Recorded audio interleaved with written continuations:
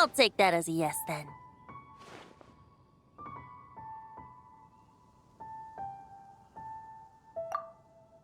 Ah, finally, you're here! Do you have a message for me from someone by any chance?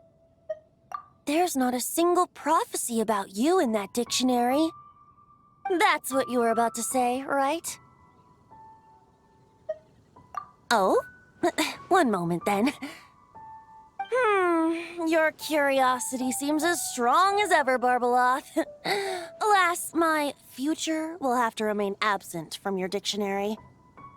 The wind may be happy to let dandelions trace its form and have poets sing it into verse, but to be contained is hardly its nature. So, dear Barbeloth, please do set your pen down. Words heard on the wind are not meant to be recorded on the page. If you're truly interested in this legend, allow me to fashion it into a poem. I'll be sure to share it with you ladies at our next tea party. Barbeloth has always been a reasonable person, and I believe she heard my request. As such, our conversation should be free from interruptions for now. Wait, Barbeloth was listening in just now? Paimon didn't notice a thing! Well, she is a Hexenzirkel mage. They all have quite a few tricks up their sleeves. Still, you noticed right away and even got her to leave us alone. Doesn't that make you the real master at cards here? Given the various practical factors at play, I'd call myself a master with limits. There you go, being all secretive again. Well, anyway, there wasn't a single thing about you in that dictionary. You being here is enough. Barbeloth's prophecy concerning me may be incomplete, but it's not incorrect. There's something I need to do, and I could indeed use your help. Trusty as always. In that case, could you play a song with me later? Yep, that's all. But don't worry, this isn't a performance to decide the fate of some consequential event.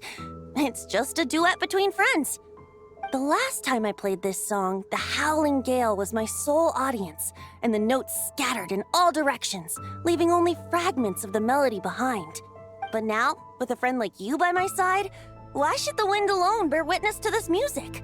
Besides, I think my hands will be just that much steadier, playing alongside a trusty friend like you. That's all I ask. Now, let's head to the performance venue. If we follow the breeze, we'll be there in no time. All right, let's get going. Just relax and let the wind lead the way.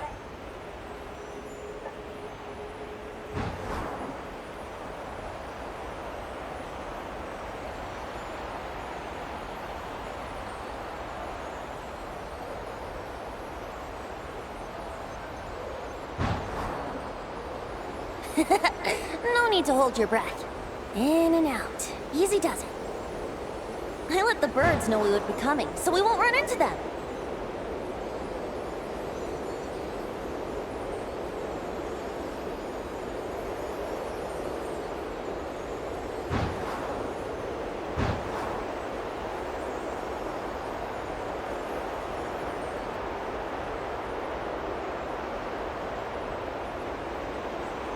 Don't worry, it's just a little ocean spray. You won't get soaked. Ah, the delightful sea breeze. Go on, breathe it in.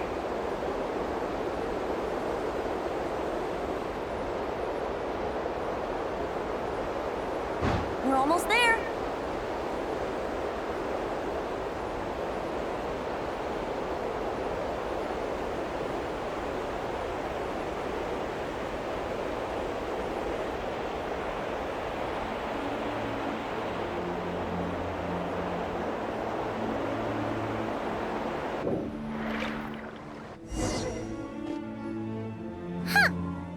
This island looks kinda familiar.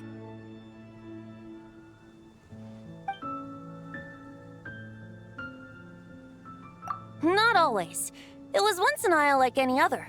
An ordinary, unassuming aggregation of sand and gravel. That is, until seeds of stories were brought here by the wind and cultivated by time. And in due course, the wind brought forth new tales, and time caused them to grow into legends.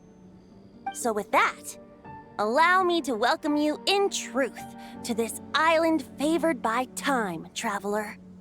This is the place where time and wind met in the distant past. Whoa. You suddenly sound so serious, Tone Deaf Bard. Paimon's not sure she's following this conversation anymore either. Fret not, dear Paimon. The best stories always start with a bit of suspense and intrigue. I told you about this before, remember? About how I encountered Time at the Thousand Winds Temple and received some help? Well, it was because of Time's help that those first winds of freedom were able to blow so strongly. But forceful gales like that are most suited to wiping things clean, not helping things grow. So, after a few crises in Mondstadt were resolved, I made the winds gentler. Just strong enough to bolster the people in times of need without knocking them off their feet. Shadows gather in the distance. I'm sure you felt it too. I've heard about the Pyro Archon's face-off with the ruler of death, Renova, and what happened to the Fatui Harbinger, the captain. And that's not even mentioning how abyssal activity has been encroaching closer and closer to Mondstadt. I fear the impending crisis may be beyond what humans alone can solve.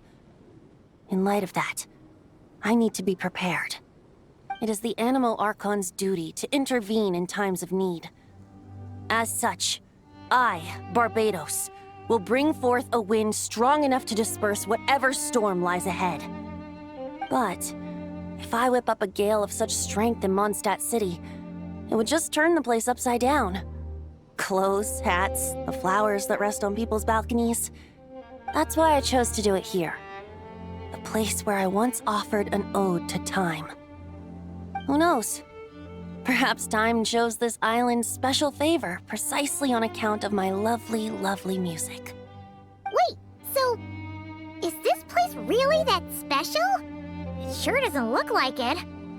There's a tide that ebbs and flows, and a bunch of birds that come and go.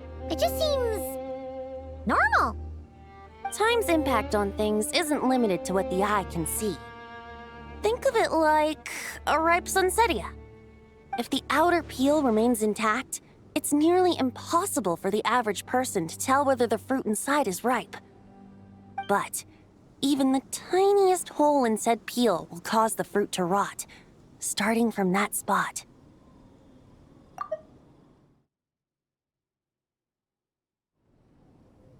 Nestled in the hands of time, not one blemish marks this island's peel. Thus, time's influence on its very essence remains hidden to all. At the most fundamental level, of course, all things that lack time's favor will be erased at some point. But with the power that remains here, I can leverage time to draw a boundary around the wind.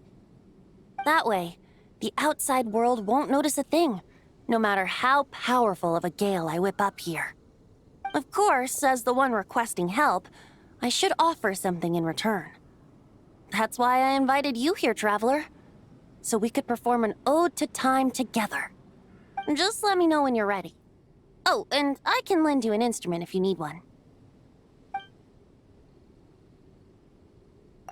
Great. Let's get started.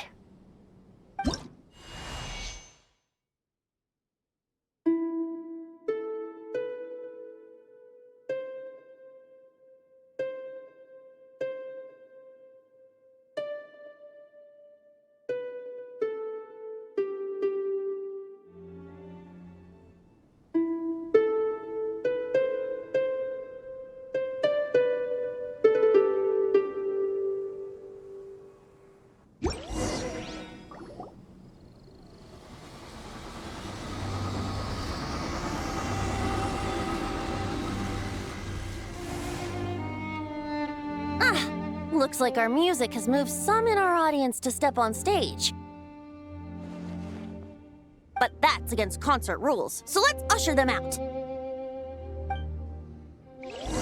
I understand your love for music, of course. But for now, I'm going to have you leave the premises. No more lies.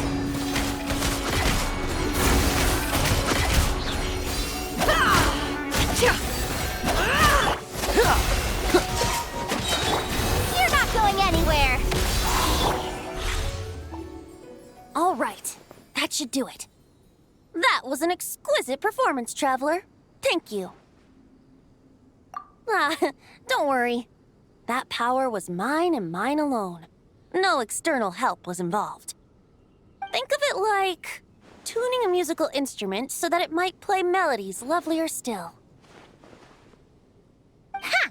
So you do have some tricks up your sleeve. What else are you hiding, huh? Oh, Paimon, how many tricks could I possibly have? I only have 2 sleeves, after all. You know that's not what Paimon meant, Tone-Deaf Bard. I have a feeling the wind is gonna be pretty strong today. We should head back to Mondstadt and tell people to hold on to their hats.